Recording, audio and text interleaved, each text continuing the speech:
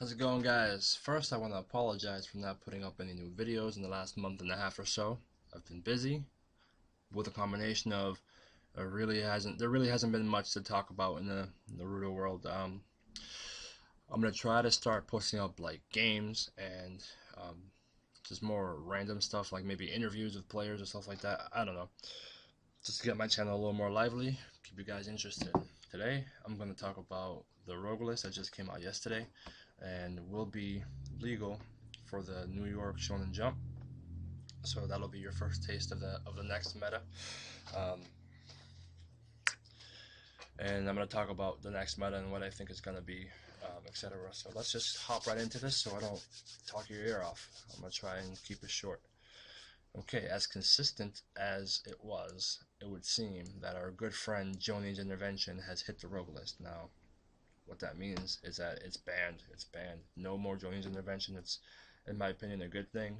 Um, it was it was too good. It was too good.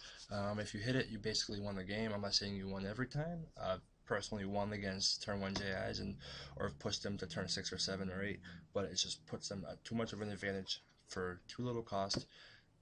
Doesn't require much setup. It's just a matter of, oh, look, I drew it, I win, kind of thing. Kind of lame, not good for the game. Players are very unhappy about it. Bandit did the right thing. Okay, moving on. Eno to 1. Eno childhood to 1. Okay, this hurts revitalized decks a lot. You're going to see them drop down from tier 1 to tier 2. Maybe a good build or a hybrid build you can get to 1.5, but there's no way that you're going to see revitalize all over the top tables anymore. It was too important. She was too good. She allowed the deck to run triple mission negation, expend a lot of resources which she got with, and just to keep the game at bay, keep the rush at bay. Without her, they're gonna have a hard time doing that. Now, I'm not saying instead. The reason why I still gave it a tier 2, tier 1.5 is because there's a lot of tutors out there. They're not the greatest tutors, but they're out there. And if you want to use them, you can go find your Eno with some crappy card. Um, Next up is Hirudora. Now, this is the first card in a long, long time that Bandai has banned. No, sorry, not banned. Restricted to 1 before the set came out, before we were given a chance to play, shine, do whatever it is. I think the last card was Secret Meeting. Don't quote me on that, but I think it was. Okay, so this is a blessing in disguise, and a lot of people don't realize how good of a move this was by Bandai because this is like a mini JI in a sense of if you cast it, you're so far ahead that your opponent can't really do anything. Okay, so let's break it down a little bit. You have 3 of the sages, as inconsistent as it may seem, because you need to draw the sage and the jutsu. The issue is that even in the mid to late game, it's still going to be just as effective. Obviously, being most effective turn 0, turn 1, because I mean the card can't be negated.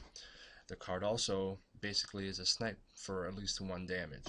Um, that's the part people don't realize. I mean, you're gonna kill ninjas with this. People are going to die, and your opponent is not going to have any jutsu to counteract what you're trying to do. If you play it early, not only are you doing at least a damage to somebody, most likely you're probably gonna kill at least 1 ninja, maybe damage another, whatever it is. But the important part is you're sniping cards from their hand. You're gaining the field. They're not gonna have the jutsu to try to put themselves back in the game right away. And in order for them to try and find those jutsus, they're gonna have to pay those missions with cards that are much more important because there's less of them. It just puts them at a severe disadvantage, basically for nothing. It was a good move. I don't know if you guys agree with me or not. Um, but it is what it is. I mean, it's still at 1, so we'll see how it goes. I mean, obviously it's not gonna happen, but don't be surprised if people are splashing like 2 or 3 to sages in Hirodora because I mean, the benefits you reap from that jutsu resolving is absolutely bonkers. Next up, I want to bring to light the Earth Style Earth Dome jutsu. I think because Bandai's not really able to test as much as they'd like, or I don't even know if they test at all, to be honest, no idea. But they would have seen that Earth Dome was a necessary evil in this format. What I mean by that is because of all the early game power jutsus like Tail Beast Bomb, and it would have been Hirodora. There's still a lot of really early stuff like you can get an early mind transfer now. It would have brought water back to a more competitive level. Tier 2, maybe a good build at tier 1.5. Because a good way to stop those early jutsus is killing their chakra. And I don't really, I'm not really against the gaining and the replacing thing anymore in this current meta, because there's just so much stuff that's early that you kind of needed something like more domes to counteract, especially in the water element. But so Bandai, if you're listening, consider it. Just think about it. Okay, next is Kakashi. He was limited to 1. I thought it was unnecessary. You didn't need to do it because you hit Jonah's intervention to 0. I mean, you didn't need to hit both. I don't want to see the game stale. I don't want to see it boring, I guess. You can't just get rid of every good card. Was Kakashi too good? Maybe. But he's not something that players should not have expected. I mean, if he was coming out on 5, he was coming out on 5. Like, you should be planning ahead. I'm not saying I'm against the move. I understand that the card was really, really good. You can't block it, essentially, unless you have a Genjutsu. But my point is that I don't want to see the game get too boring. But I'm happy he's at 1, I guess. At least they didn't get rid of him. So, I mean, that's pretty much for the list and what I think about it. If you guys agree, disagree, and let me know. I think I'm pretty much spot on, though. I'm pretty confident in what I'm saying. As for the next set meta, this is where I'm not confident at all, but here are my predictions. I think there are going to be a lot of Tailed Beast attempts. Now, I'm not going to say they're going to be the best. Obviously, they're going to be tier 1 because that jutsu is just bonkers, but there are going to be a lot of attempts, and there are going to be a lot of failed attempts, because not only is everyone expecting you to do this, and they're going to be ready to counter your face at events, especially in the sideboard. Tail Beast has to be really, really, really, really, really, really careful not to get too overconfident just because they have a Tail Beast Bomb in hand, and they have a 6-0 in play. It's not that simple. Plus, I don't think they realize just how many resources they actually waste. Anyways, a lot of Tail Beast attempts, but not a lot of good Tail Beast decks. We're going to see a lot more hybrid attempts, especially with the water element. I think they got a lot of really good tech missions. They don't draw still, but sometimes you just needed some really good effect to win the game, not just more cards.